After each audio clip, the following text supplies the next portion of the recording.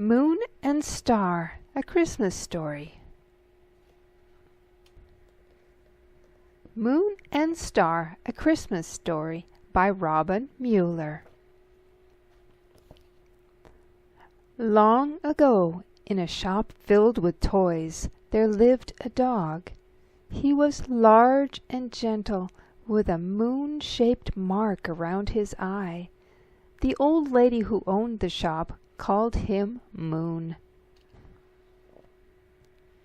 Moon loved all the toys, but secretly he loved one above all the others, a delicate little porcelain cat with a shining star painted on its face. Moon called the cat Star, and he wanted her to be his alone. Every night after the old lady had gone to bed, Moon would carry Star to his mat by the stove. There he would curl himself around her and go happily to sleep, always making sure she was back on the shelf before the old lady rose in the morning. As Christmas drew near, the old lady bubbled with ideas for the shop's window. She finally decided on a tree adorned with all her most cherished toys. A tree was ordered, and when it arrived, the old lady set to work, decorating it branch by branch till it was almost finished. All that was needed was the toy that would sit at the top. There she placed a beautiful doll with rosy cheeks, sparkling black eyes, and a cape that shimmered like spun gold. "When I was a girl," the old lady told Moon, "it was said that the toy that stood at the top of the tree watched over all the other toys, making sure they went to the ones who would love them the best." Moon wagged his tail, and while the old lady was lighting the Christmas candles, he hid Star among the branches. He knew that Star would be his, since no one could love the little porcelain cat more. The tree in the shop window attracted so many customers that by late afternoon on Christmas Eve, nearly all the toys had been sold. The old lady was preparing to close when a huge automobile rolled up. A richly dressed woman stepped out and entered the shop. She strode around, viewing the remaining toys with disdain. "No, no, no," she said, and was turning to leave when she spotted Star nestled in the tree's boughs. "That little cat is exactly what I'm looking for," she cried. "I must have it." Moon began barking frantically. "What an annoying animal!" snorted the woman. "Remove it at once."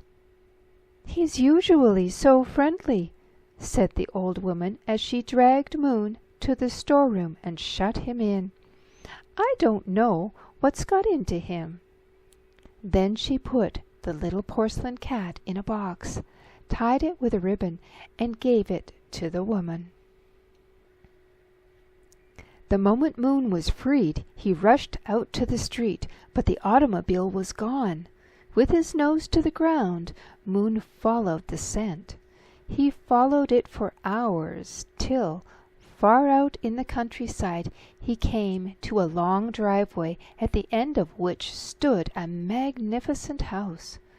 Cautiously he crept up and looked through a window into a lighted room.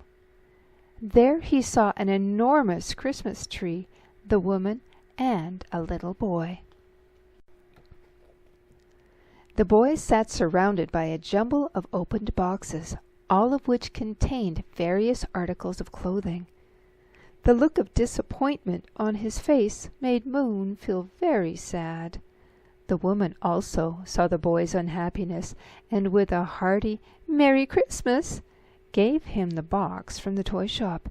Eagerly the boy tore off the ribbon and opened the lid. His face beamed with happiness as he lifted the little porcelain cat into the light. Moon suddenly felt very selfish for wanting to keep Star all to himself. Maybe the little boy was the one she was meant for. Moon turned to go.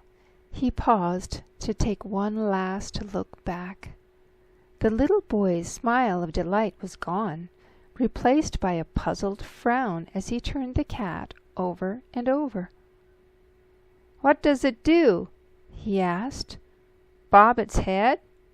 Swish its tail? Meow?" "It does absolutely nothing," replied the woman. "I bought it just because it was pretty." At this the boy's frown became an angry glare. Moon watched in horror as he hurled Star against a wall, smashing the cat into pieces.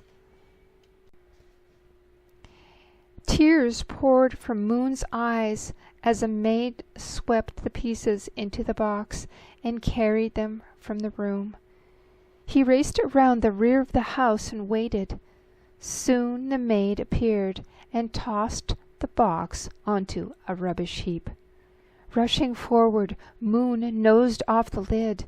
He let out a howl of grief at the sight of the shattered remains of his friend. Heartbroken, Moon replaced the lid, and carefully holding the box in his jaw, began the long journey home. The snow, which had been falling gently, now turned into a blizzard. Freezing winds and gusts of snow battered him, till he was so tired that he could walk no farther. Moon curled himself around the box, sank into the snow, and fell asleep. As he slept, the storm ended, and the sky cleared.